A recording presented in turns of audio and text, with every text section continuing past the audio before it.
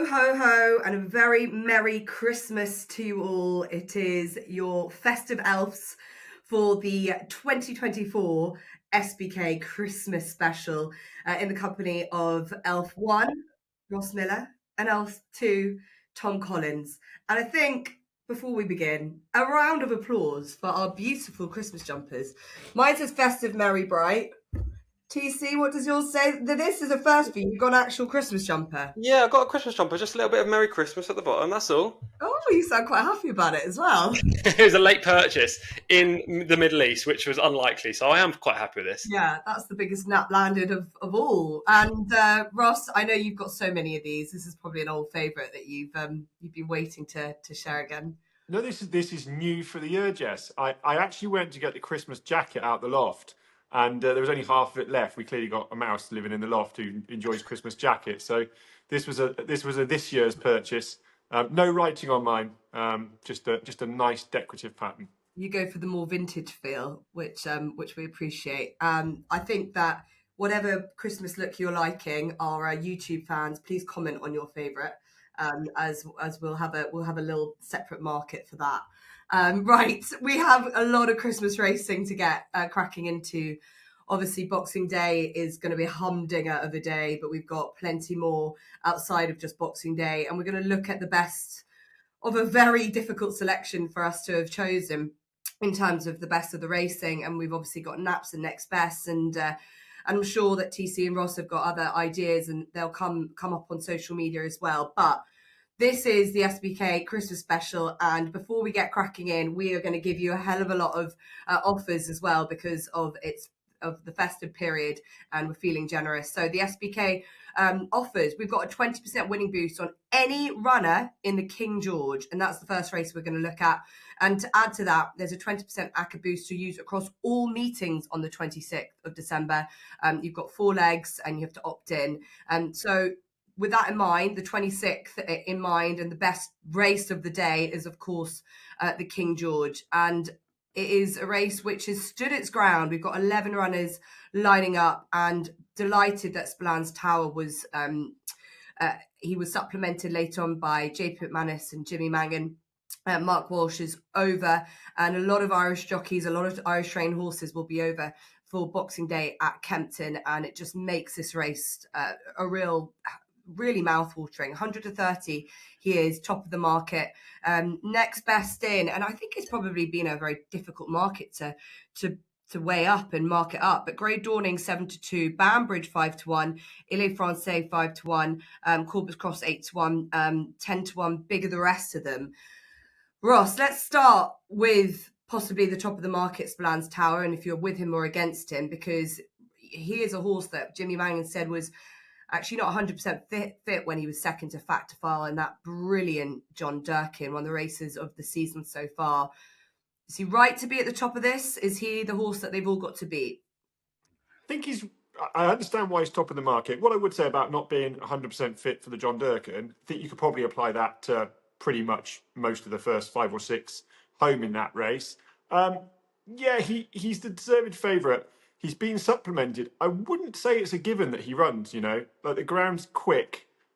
He's yet to race on ground as quick as this, test as sharp as this. He's clearly very well regarded. I think he is the most exciting second season chaser coming into Ireland in terms of the staying ranks. I think he's a really exciting horse.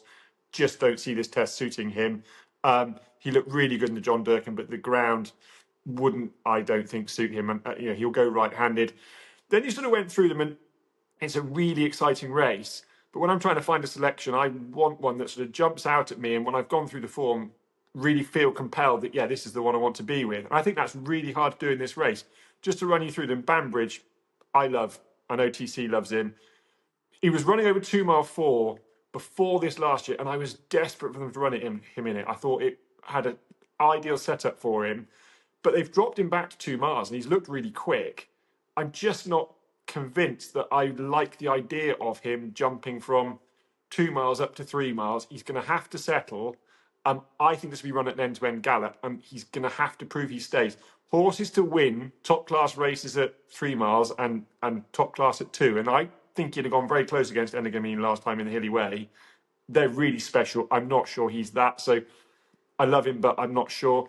Ile Francais, I think you could put a line through him. I mean, he was the first off my list. He's bombed out in 2 of his last 3 starts. He looked really impressive winning the Corto Star last year, but he beat Hermes Allen and a horse of Anthony Honeyballs, Kilbeg King.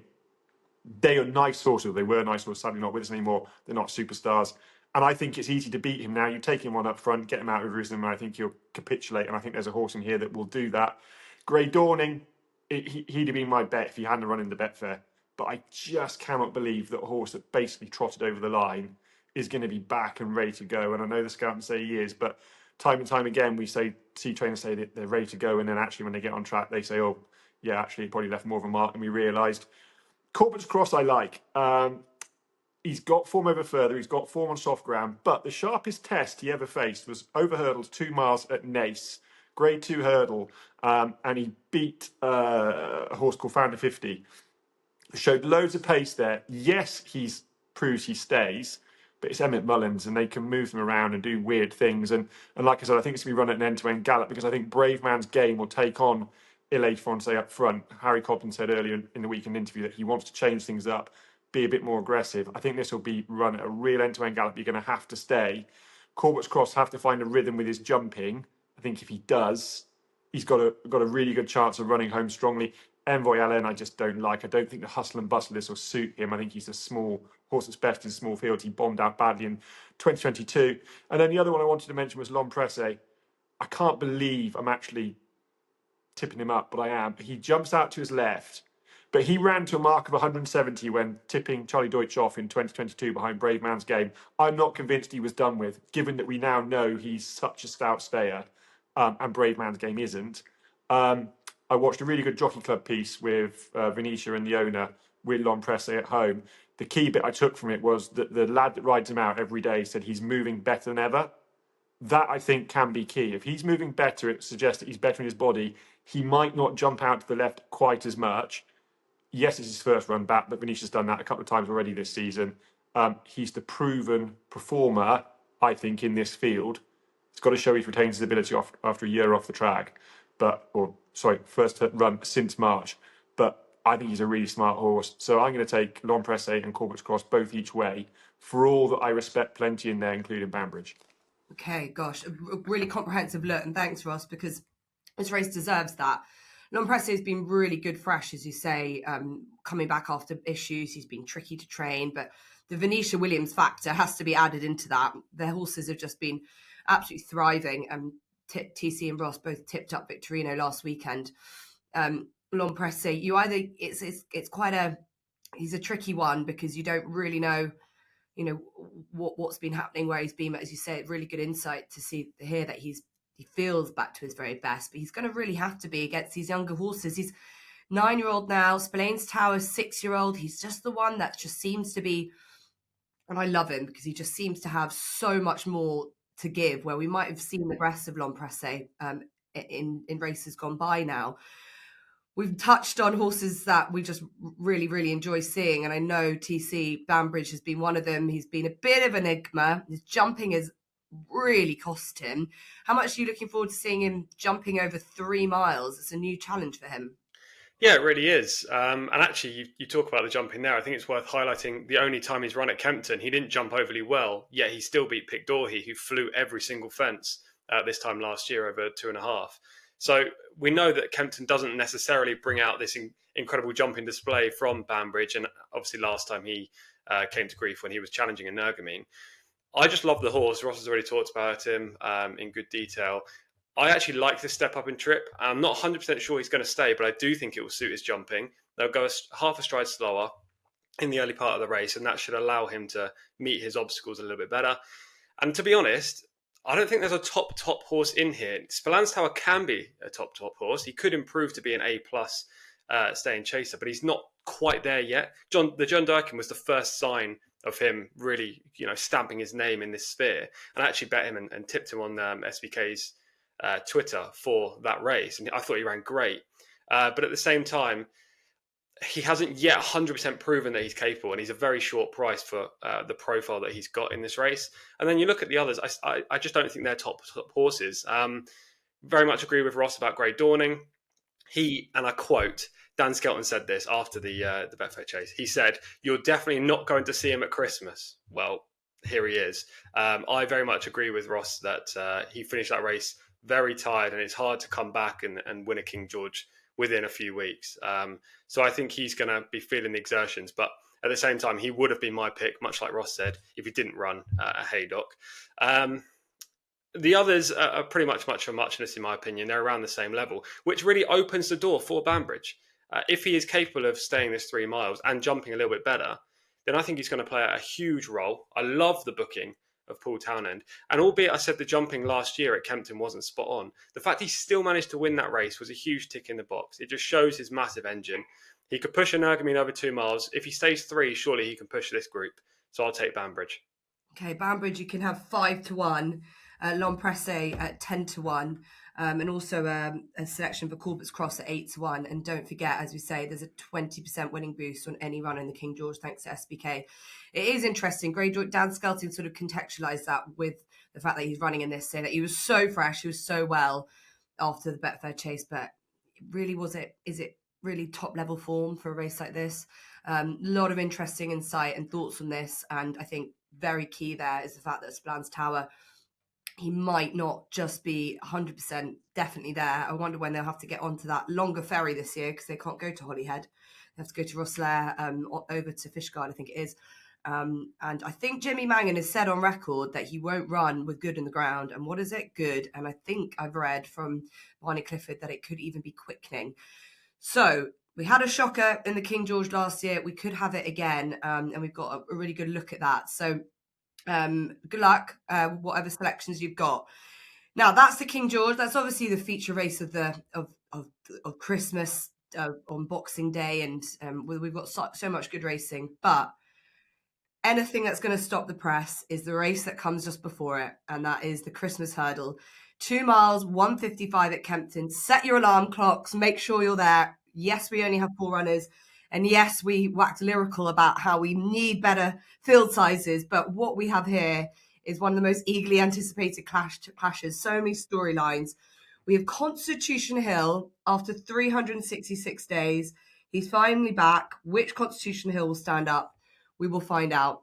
First run after wind surgery. First run after lots of different niggles and issues. He is the undefeated champion, and he's taking on Lossiemouth, who is being declared in by Willie Mullins. Paul Townend over for this. She does receive £7 from the unbeaten Constitution Hill under rules, and then the team is made up by Lump Sum and Burdett Road. Fair credit to them for giving this a go, and Lump Sum only 8 lengths behind Sergino last time, who's not in this race, but no Sergino, but we do have Constitution Hill and Lossiemouth. And I think, as we said before we started recording, Ross, this is a tricky one. I think the podcast, we have loved both Constitution Hill and Lossiemouth for so many reasons. So picking them, but possibly maybe the prices might make a difference here. You've got even money Lossiemouth and Constitution Hill 5-4. When was there a last time that he was a price like that? And I suppose it's about all around the question, what Constitution Hill turns up on Boxing Day. Yeah, I mean, 5-4 and a 20% boost. That sounds quite nice, doesn't it? So yeah, as you say, Constitution Hill returns after 1,366 days off, after having heart replacement surgery, having a leg refitted. I mean, that's the narrative we've been given by the media, that he's completely gone and it's going to be a miracle if he comes back. He's been off a year. I mean, so many horses are off for the same amount of time, albeit at a lower level. And yes, he's had some niggles, but he had a virus. Well, how many horses get that in their career? He had a bit of colic. That's not ideal. And then he worked poorly and was found to be lame. Well, I took event horses through sort of probably a career of 8 years at a time they went through. I think very few that never had a lame couple of weeks, for one thing or another. So I think is he going to get back to his best is way overplayed. I don't see why he won't get back to his best. It's just that he's going to have to get back to pretty near his best at his first time of asking after a year off, because Lossiemouth is really good. But he's rated 175. She's rated 160. She'll get the £7 allowance. She's got race fitness on her side, and she looked really quick last time. But she looked really quick in the Hatton's Grace over 2 mile 4 against Tiupu and Beacon's Edge. who aren't quick, they're slow. And I think you've got to just factor in that being quick against slow horses is one thing, being quick on a sharp track and a quick track over 2 miles against properly fast horses is entirely another. I think she's a really nice mare. I think Cheltenham is absolutely her track. I'm not convinced this test is going to be for her. And I think he can afford, Constitution Hill can afford to return a few pounds below his best and still beat her. I think that Nico will tuck in behind Burdett Road, who's clearly going to make the running. And I think he'll be keen to just keep pushing the fractions hard the whole way. I expect him to get to the front as early as he can, turning in, and make Paul Townend come and chase him down and pass him. And I don't think she'll get to him. Well, I know she won't get to him anywhere near as easily as she got to the 2 or 4 mentioned horses in the Hatton's Grace. It's going to be a really good race, but I fail to see why he's the price he is. I think he's clearly the best horse. He's the best hurdler I've seen in my lifetime. She's very good, but she's not him, and I think he'll beat her. Okay, confidence behind Constitution Hill. He'll be back, and as you rightly point out, it's such a good point. The amount of horses that come back from much more serious issues, but I suppose there's a lot of rhetoric around whether we actually really know the full extent of what's been going on and whether there's more to meets the eye. And although we've had brilliantly detailed press releases from the Nicky Henderson team, they might just be sort of covering up what might really have been going on, but we'll never know. And I think this matchup will be the way for us to find out. I suppose, TC, like Lossiemouth, she's done nothing wrong, but does she show or possess anything that could give her the opportunity to be beating a Constitution Hill at his very best, or even not quite at his very best? What does she have that he needs to fight off, essentially? 100% fitness. That's it. That is it. It's like Ross has read my exact notes on this one. I have to admit, everything I've got written down, Ross has said about the rating, about the fact that she's been beating slow horses, and prior to that, her form wasn't as good, well, anything near as good as Constitution Hill has ever shown. The fact he's got loads in hand still, and he could rock up 90% fit and still win this. Even as far as saying the tactics, which I agree with Ross exactly how this race is kind of going to pan out. The only thing that we don't know about is the fitness of Constitution Hill. That's basically it.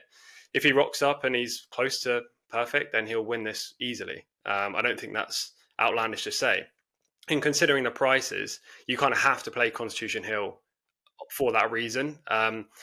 Look, I will say I won't be betting in this race, and I wouldn't advise betting in this race. I feel like there are way better punting opportunities. Obviously, this is one of the best spectacles to watch, and I'll be sat there with a beer on Boxing Day enjoying it as a neutral. But there are way better punting opportunities. We are kind of guessing a little bit. And when you're guessing at a price that represents around 50% of the market, you're not getting much reward for your risk. That being said, I do think Constitution Hill will win, and I would love him to win as a neutral, because this is the horse that everyone wants to be the superstar again after last year and the year before, where he really dominated the division. Everyone watches jumps racing for Constitution Hill. Social media tells you that. So hopefully he'll go and win. And this is nothing against Lossiemouth. She's a very, very good mare, but Constitution Hill's that step above. And I would love him to win this. And I feel like if he goes off favourite, that is the biggest sign that you can get that he's ready to roll. And I'm not one for market moves. Like, if a horse comes in, I'm not like, oh, this is backed, it must win. I think that's an absolute load of rubbish. But with Constitution Hill, I think that would actually kind of reflect where he's at right now in the season. And fingers crossed he does get it done, because going into Cheltenham, we want to see Constitution Hill back. Yeah, I think so. I think really well said, especially from a betting perspective. This is a kind of Christmas present for us racing fans. It's not a betting race, but it's fascinating. And I just think from a knowledge and trying to educate yourself around horses, I think it's really interesting. And on that point, Ross, when you see Constitution Hill in the paddock, it'll be quite revealing to see how he's looking. He's a big burly horse. He's notoriously difficult to get the weight off. So what kind of horse would you hope to see walking around? A plain ordinary horse. I mean, because that's him, isn't it? He doesn't knock your eye. I mean, Sprinter Sacra, remember seeing him for the first time, and pathetic as it sounds, genuinely being a bit taken aback and weak at the knees. He was just, you knew that this was a special horse. Constitution Hill, you don't, he sort of plods around the parade ring, gets on the track and does things. You're going to want to see him look fit enough. We should just mention, in terms of bringing him back, there's some really good trainers, Paul Nicholls, Willie Mullins, Gordon Elliott, Henry de Bromhead, but he is with the very best trainer in terms of bringing horses back. I mean, all the way back to See You. Then it was nicknamed See You When. Did it with Sprinter Sacral with a heart problem that very few people bring a horse back from. So he's in the best place to come back. And I think the key thing is that I heard that Sergino schooled quite early last week over fences. That tells you that he was already showing signs of the fact that he was going to be their runner in the Christmas hurdle, and Sergino could go and do his correct job, which is jump fences. So yeah, I'm really excited about it. But I think 5-4, particularly the 20%. I slightly disagree. I think he's a bet, because the one thing you're betting on is, can Nicky Henderson get a horse fit after a year off? Yeah, he can. Yeah, and you take 5-4 now. Fair enough. Absolutely. Brilliant points. Two exceptional races at Kempton on Boxing Day that we can really savour. Obviously, there's plenty of racing. There's so many race meetings on Thursday that we'll hopefully got a few more selections before we get to Nap's next best. But we are going to move on swiftly. We'll keep offering you a few more SBK presents as well, because we're going to look at the Welsh Grand National next, and we've got a 20% winnings boost on any runner in this Welsh National, which offers you a little bit more to play with. And Ross, this is your race. This is Ross's Welsh National. It's as a proud Welshman, I'm sure that you watch this race and you look forward to it. We probably agree it's probably not the best renewal of the race, or we probably aren't expecting it to be. But last year we saw a wide margin winner of this in Nasalam, a horse that I think has really paid the price for that since. It really can be relentless, especially on heavy ground or testing ground. And I just wondered, before we get into your selections, if you've been in touch with the pals and the family in Wales to check on the weather, because are we expecting a sort of a typical Welsh National slog? I can do better than that, Jess. I went to Wales this weekend just to see what the weather was like. Went there, saw the weather, saw it was raining, it was cold, and came back in. No, they've had plenty of rain. It's dry forecast, so it's not going to go absolute. I don't think it'll be as bad as last year, but it'll still be proper Welsh national ground, I would think. And as for Nasalam, yeah, I mean, you can guarantee that the Moors have not bought the handicapping team at the BHA a bottle of wine this Christmas. No way. I mean, he got murdered for that, didn't he, last year? It's not as good a renewal, you're quite right, but we still get the Welsh male voice choir singing before the racing starts, so that's fine. Monbeg Genius currently tops the market. I think we've all at some point liked him through his career. He jumped much better last time. That was his first run, owned by Martin Teddem, which meant that Nick Schofield, who's retained jockey for that owner, rode him. And I think we saw the benefit of that. I think Nick is a better rider to a fence than John Joe Jr. He jumped better. His jumping had been awful last year and had regressed. Every run it got worse. So he's got a great chance. He was second 12 lengths behind Fontaine Collonges at Haydock. Nothing was beating her that day. He was third in the Hennessy in 2023 off 147. He's now off 144. So he is well handicapped. Just not convinced he's going to stay this trip, though. I think he's a strong stayer. I don't think he's a dour stayer. So I could look elsewhere. Next in the market is Where It All Began for Gordon Elliott. Well, if someone can tell me why this is second favourite at the moment, they've got a better brain than me. His last two runs, beaten 31 lengths in the Irish National, beaten 26 lengths in the Kim Muir. I simply don't get why he's so high up the market, but it's Gordon Elliott, you have to respect him. Dahlia de la Toe was the first one of real interest. Now back on the mark of 142, which is the same mark she was a very narrow second off in the Classic Chase last year, where she was perhaps given a bit too much to do, finished very strongly. The ground was too quick in the Hennessy. She just got taken off her feet. I just wonder at this stage, we haven't got declarations whether they might actually wait for the Classic Chase. That's their local track, whether they just give her a little bit longer to get over the Hennessy run and go there in about 2.5 weeks' time. But I think she lines up, she's got a good chance. Fontaine Collonges, on the face of it, has got a great chance, but she wins first time out every season. The only season she didn't, she unseated at the first fence and then won on her second start. So to my mind, that's her first start of the season. And her form sort of tails off after that. So I could put a line through her. There was two at decent prices, one of which TC is going to mention, so I'll leave that one that I thought was of interest. The other was Val Dancer for Mel Rowley. I'd be particularly interested if Ned Fox claimed off Fontaine Collonges and that left Charlie Deutsch available to ride Val Dancer, simply because it's Charlie Deutsch over fences and staying chase, and that's worth a good few pound at the moment. But the horse came down on was Iron Bridge for John Joe O'Neill. I have reservations about John Joe Jr. over fences. Just not quite sure what's going on, I'm afraid to say. He seems to get his hands a little bit high. Doesn't seem all that positive, but Iron Bridge is really nicely handicapped. He's off a £6 lower mark than when second last year.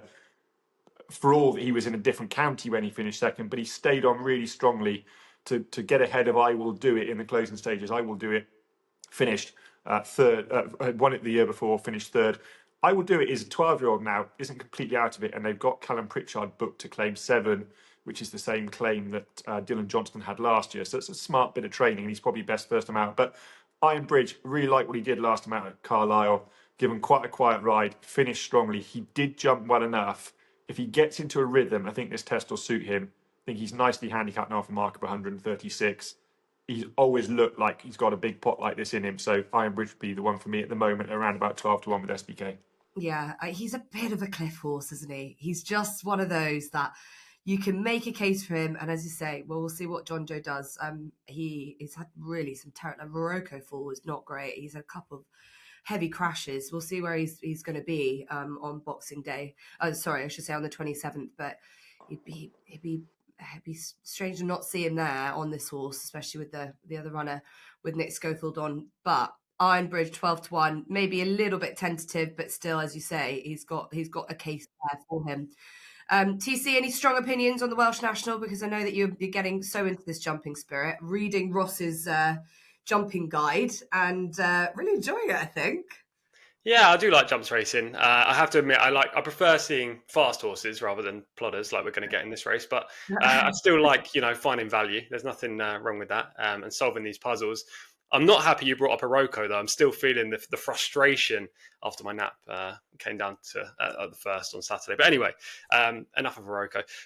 Yes, I thought this race was interesting. I tried to find a bit of value again because, as Ross said, Mumbag Genius he's not a commanding favourite, and his price kind of tells you he is at around 4-1. I wouldn't want 4-1 about any horse, really, in the Welsh National. He's a logical winner for sure, but he's not for me. And then several of them just below him in the market, I've either bet or tipped a few times and they've lost to me and I'm kind of off the cliff, or they just don't appeal at all. So going for one at a bigger price, around 20-1, it's Evie's Vladimir, who ticks quite a lot of boxes. Not all of them, but quite a lot in terms of trends, profile, and horses that I generally like in races like this. Now, one box that he doesn't tick is the jumping box. He came to grief last time up, and as you love to point out, and I love to mention, I don't like betting horses who fell last time. That being said, he was unsighted behind several horses in front of him. It was like a blanket, and he was just in that stalking role. He was unsighted and briefly missed it. He just couldn't get his legs down on the landing side. He jumped the fence pretty well, just didn't land well and kind of crumpled. So I'm going to put a line through that. I'm not going to read too much into it. Prior to that, he was pretty good over fences in his previous races. So I don't think he's just a bad jumper. I think he was just unsighted. He will need to obviously jump accurately here, because if you lose ground or even momentum over your fences in the Welsh National, you're done. So hopefully he can jump better. He's unexposed, which is a tick in the box. Most of these are very exposed. We know what we're dealing with and kind of in the handicapper's grip, whereas Evie's Vladimir isn't. He also represents a trainer in Gavin Cromwell, who I'm pretty sure targets his horses at these kind of races. And the fact that he's decided to target Evie's Vladimir here suggests that either he's got nothing better or better handicapped in his stable, which I feel is unlikely, or he's always thought that he was capable of winning or going close in a race like this. So if that's the case, then he's very well handicapped to do so.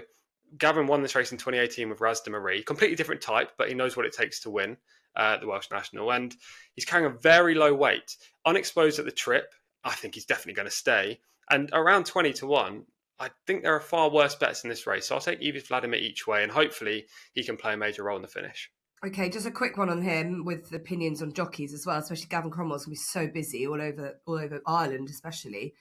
He's had a range of jockeys. Keith Donoghue's obviously such a safe pair of hands. Whether he'll come over for it, but is that what that would help even more confidence behind it if he does head over to Chepstow? I would hope so. I don't know what the jockey situation is. There was no one booked at declaration stage. I presume there's still no one booked. But I would love Mr. Donoghue, yeah.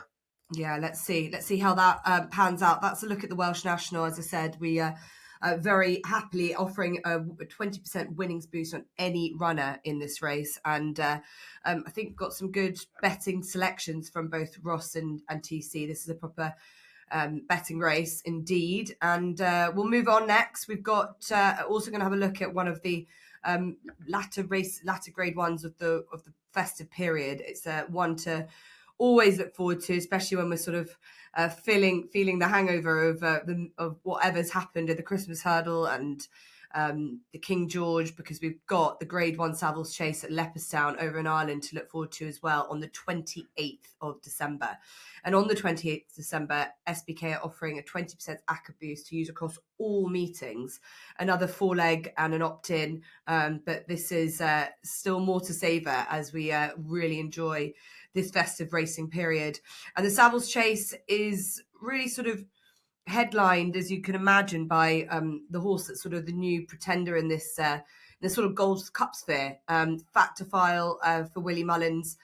He's likely favourite. We don't have declarations yet, but likely to be favourite, or probably pretty close at least, to Galopin Des Champs, who won this race last year and put on, you have to say, one of the performances of his career. And it's a question of whether he can reproduce that.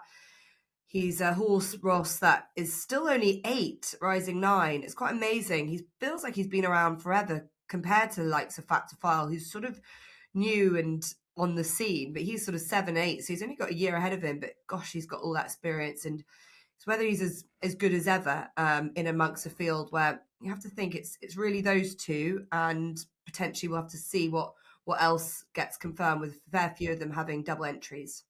Yeah, I mean, at the time of talking, Factophile 5-4, Galopin Des Champs 6-4. It's a good job Galopin Des Champs isn't a darts player, isn't it? Because he'd be really annoyed that the bookmakers have not given him enough respect and put him at 6-4. He's the proven horse, and as you said, Factophile is the pretender.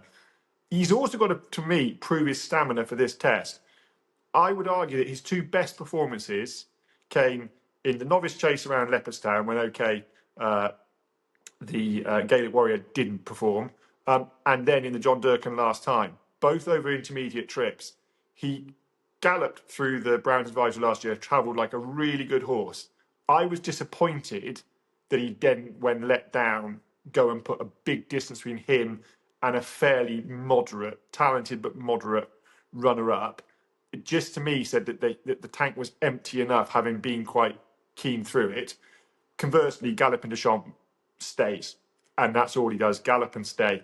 And I think you have to look that his John Durkan run this year was vastly better than his John Durkan run last year. So the evidence we've got, he won the Gold Cup, he's returned in the John Durkan, run better than he ran the year before. As you said, he's 8 turning 9. There's no reason to think that age will be catching up with him just yet. He went with plenty of zip through the John Durkan, so it's not like the game is starting to catch up with him. And this is his track. He's 5 from 5 over fence this track. And like you said, last year, he was absolutely brilliant in this race. I think Paul Townend will be very positive throughout here. If Factophile comes and picks him up, then he is a very, very special horse indeed. I don't think he will, and I think the betting's got it the wrong way around at the moment, and I'd be fully with Galopin Des Champs.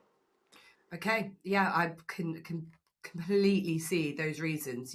Don't begin to underestimate. I suppose because he has that edge, like he's been beaten twice running. That last time at Punchestown, which we all feel, I think everyone agrees, that's probably not his track, whereas Leopardstown really brings out the best of it in him. But what about this Factophile? I suppose Ross is keen to take him on. TC, I think if Spillane Tower does run in the King George and runs very well, that form will be boosted massively. Regardless of that, how do you view him taking on Galopin Des Champs second time round, and will it swing in his favour again? Well, this is the first time that Ross and I have completely disagreed, and I disagree with you as well, Jess. He's not a pretender, he's a contender. There is no way he's still classed as a pretender, not after winning the John Durkan, and actually all of his form last year where he looked super strong in the novice division. He was the best novice around. He's now a proper contender at the top level. And yes, maybe Galopin Des Champs will improve from the John Durkan. I have no qualms about that. I'm sure he will back on this track and second off the layoff. But I think he's going to be favourite. And I would take Factophile at a bigger price than Galopin Des Champs. So I'm going to be a Factophile. I think Galopin Des Champs, considering all the social media buzz about how well he performed last time, is definitely going to take money. And if that's the case, Factophile will drift out slightly into second favouritism. And therefore you have to play JP's runner in here. The step up to 3 miles is going to suit him. Like, it's not like Factophile was 100% ready to go over his ideal trip. That wasn't the case.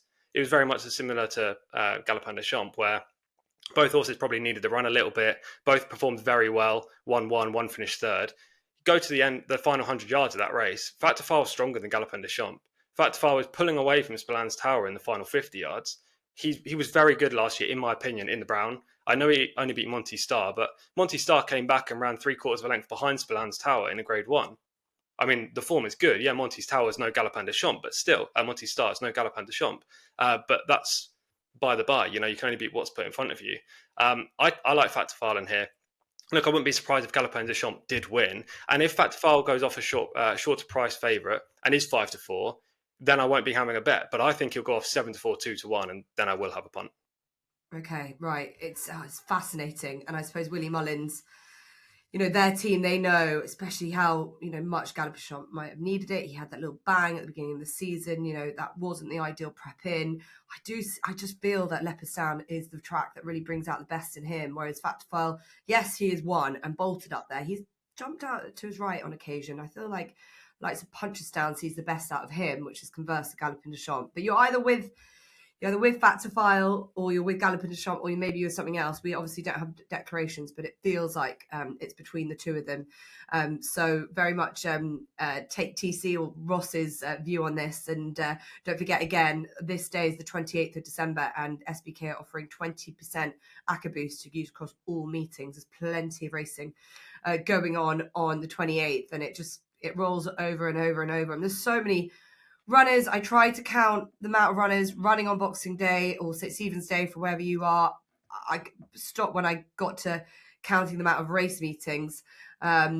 We've got, I think it's 11. Is it 11 race meetings? I'm at Wincanton, which I'm looking forward to, where we've got Oisin Murphy jumping hurdles, which will be interesting to watch. And we've got plenty more all over. We've got a Grade 1 at Aintree, which we haven't even touched on, the Formby. We've got racing at Leopardstown. There is a huge amount to digest and enjoy. And I suppose this is where the naps and next best get very interesting, because to pick just two of all of these takes some doing. So I know you've worked very hard, both Ross and TC. And I suppose Ross had a very good weekend last weekend. So we'll start with Ross first from the naps and next best selections. So the nap comes in the 252 from Fontwell, the Anthony Hollowell trained Captain Claude. Thought he made a perfectly good return over an inadequate 2 mile 5 last time. Got outpaced as they come across that little bit of all weather, and then stayed on really nicely up that tiring hill over 2 mile 5 under Chad Baymont, and claims £10. I think the conditionals this year are a pretty moderate bunch. I think Callum Pritchard obviously is some way top of the pick. Chad Baymont hasn't had the same number of outside rides, same amount of exposure, but I like how he rides. He's particularly good to an obstacle. Captain Claude won this last year off a mark of 93. That was effectively 90 because Ben Godfrey claimed £3. He now runs off 98. He got dropped £2 last time, which I thought was fair enough. Chad claims £10, runs off 88. He's going to stay. He's going to love the ground. He clearly likes the track. I think he's got nap material written all over him. The next best comes in a 340 from Kempton, the last race of the day.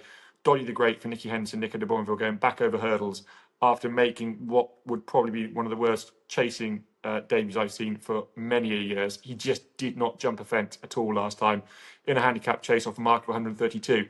It's to his testament that turning in, he still looked like he could play a part, and then a fence reappeared and he belted that one as well and weakened out the contention, but he dropped down to a mark of 129. He made a really eye-catching run in the Betford hurdle last year over 2 miles, stayed on really well. I fancied him to run really well in a 2 mile 4 handicap at the festival. We know Nicky Henderson horses were out of form. He then went to air. I think you can simply put a line through both of those runs. I think he'll really improve for this step up in trip. He's 4 from 4 right-handed, including at this track at Kempton in a novice. Track and triple suit, ground or suit. I think Dolly the Great will get back on track, back over hurdles. And because it's Christmas and because Adam, Big Boss, is going to be too busy to tell me off, I've got two more for you very quickly.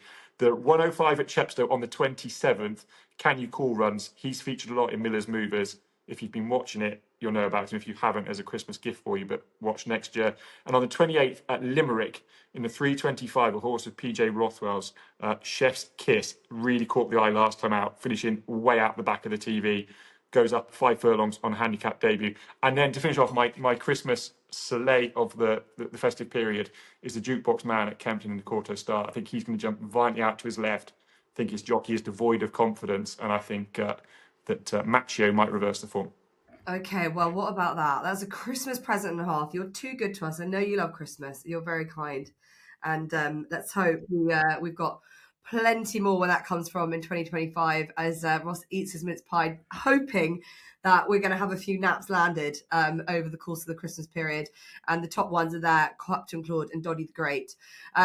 TC, Christmas festive spirit. I know we've got Wolverhampton. I know that you could go there, but I think you're giving all the Jumps fans some delight and using all the enjoyment that you've had over the last week. And especially last week, I should say the last few months, especially because you've been landing some good selections as well. So what are you looking forward to seeing in all the race meetings that we've got on offer on Thursday?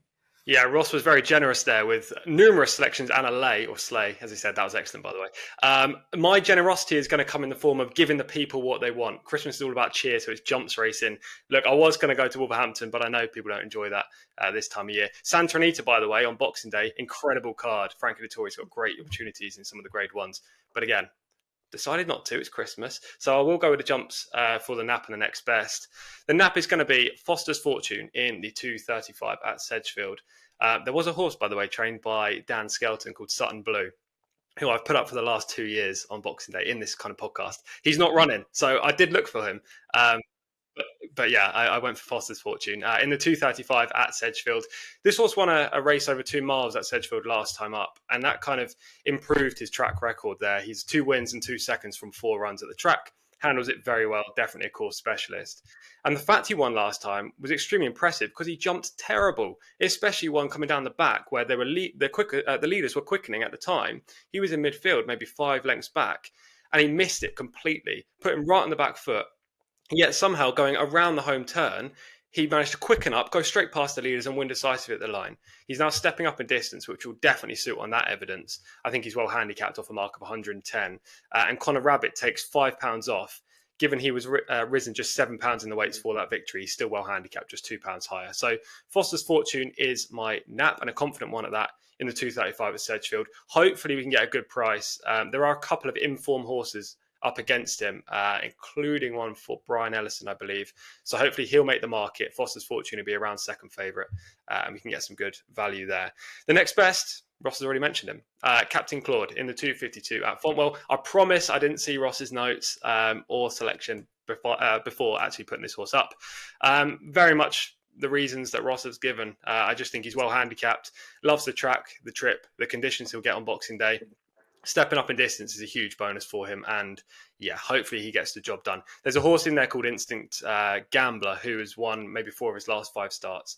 If punters go for him and the traders decide to price him up cautiously and put him favourite, again, I think we're going to get some value on Captain Claude. So they're my 2, Jess.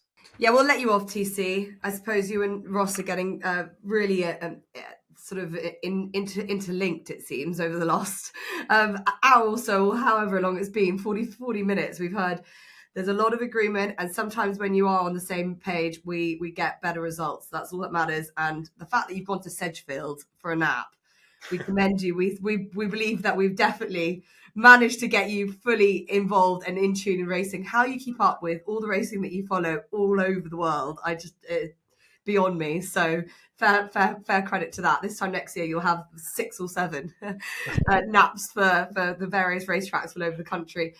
So much on offer and so much to look forward to. I am going to give mine in for what it's worth. I've told you a few of my opinions where it has mattered. I suppose Blaine's Tower, Constitution Hill, the ones that I'm keen on, and also Galloping de Champs. But Nap and next best, as I mentioned, there's one race that we really haven't looked at, which probably we could have done. It's the Grade 1 Form B Novices Hurdle at Aintree on Boxing Day. Some really, really good looking novices in here. We've got 7 runners, so it's probably not, a massively competitive betting race. But I think that Potter's Charm, and I imagine favourite 2-1 I see. Look, he's rated far superior than all of these. We know what he did at Cheltenham when he won that novice beating Valgrand, who I think is being set up for some Valgrand, that is, who was in second, is being set up for some sort of handicap job next, because he ran like they had the brakes on a little bit at Cheltenham last time. He's a very good horse. I think his form is top notch. There's some very interesting contenders in here. I've got a lot of respect for Celtic Dino, especially. So it's very difficult to really separate them all. Miami Magic, Stuart Edmonds is waxed lyrical about that horse too. So really looking forward to it. But I think Potter's Charm is just another level above them. So I'm looking forward to that at Aintree on Boxing Day. And then I'm at Wincanton presenting for Racing TV. And at 3:13, Dr. Richard Newland and Jamie and Sol, who I obviously know very well, are having a really good run with their jumpers, especially. And Jamie's having to really kick into gear. He does have a run at Wolverhampton, who we're looking forward to, but it's been drawn badly, so we're not going to talk about that. But King Arise has got a £7 penalty for his victory at Wincanton 9 days ago. It is a quick turnaround for a horse that has been pretty fragile, but he's bouncing out of it. He absolutely bolted up. He's very well handicapped, really, in the grand scheme of things. I don't think this is a very competitive race at all. Luke Scott comes in to take the 5 off. Luke Scott, you might remember, rode Mirabad to win for them at Cheltenham. And he's riding with so much confidence now because of that. You can't tell you how much confidence a young guy gets out of winning on a stage like Cheltenham. And I'm really excited to see how he does on King Arise, but especially taking £5 off, which really negates that £7 penalty. So if he can turn up and pitch up like he did last week, where he jumped really, really well, I think he's got a cracking chance. So those are my selections to add to all the rest. I hope everyone's written them all down, because it's a podcast, because it's YouTube. You can rewind. You can find out what we've given you. But hopefully you've got them all for this festive period. It's been great. I think that we've covered a lot of ground. I think before I go through and remind everyone of all our boosts and SBK offers that we've got, TC Ross, how excited are you for Christmas Day, or is it all about the racing that unfolds afterwards? For me, it's about Boxing Day, but obviously for my son, it's more about Christmas Day now. So I kind of have to have that dad mindset. But I do love Boxing Day. It's the best day of the year for me. I know people will say first day of Cheltenham, or people will say, I don't know, first day of the football season or something like that. But Boxing Day is number one. UK racing, US racing, football, every sport under the sun, darts, give it to me. Yeah, get to your veins. He loves it, and I'm sure Cody will be watching it with you as well. I'd imagine you're getting him interested. Pretty young, Ross. Your Christmas spirit, I can see. We can see even behind you at home. It's just, this is what you've been preparing for. Yeah. This is what I've been putting up with for getting on for 6 weeks now. The other three in this family go Christmas mad. They go hard fairly early, and they stay very well. No, I enjoy Christmas. Like TC said, when you've got kids, it's a different sort of experience. But I really work now Christmas Day. I do lots of cooking, lots of tidying around, don't leave any wrapping paper around. So I just guarantee I get control of the TV at the important time on Boxing Day. iPad, phone, TV, you can just about cover the lot of it. Yeah, it's brilliant. It's a brilliant time of year to be a racing fan. Well, without further ado, just a reminder, SBK are offering you so much to enjoy with all the selections that we've given you. We've got 20% winnings boost on any runner in that mouth-watering King George. You've got 20% ACCA boost to use across all meetings on the 26th. 4 legs as a reminder, and you've got to opt in. And then on to the following days, 20% winning boost on any runner in the Welsh Grand National, and also a 20% ACCA boost to use across all meetings on the 28th. Again, 4 legs, and you've got to opt in. If you are joining us for the first time and you think that we look a bit mad, we are a bit mad, but can't promise a turkey head every week. But if you are a new user and you let me know that you've signed up, I might wear it again. But all new SBK users get £40 in free bets when you sign up, and you bet £10 for the first time. And SBK have lots of other offers and promotions, so make sure you get involved.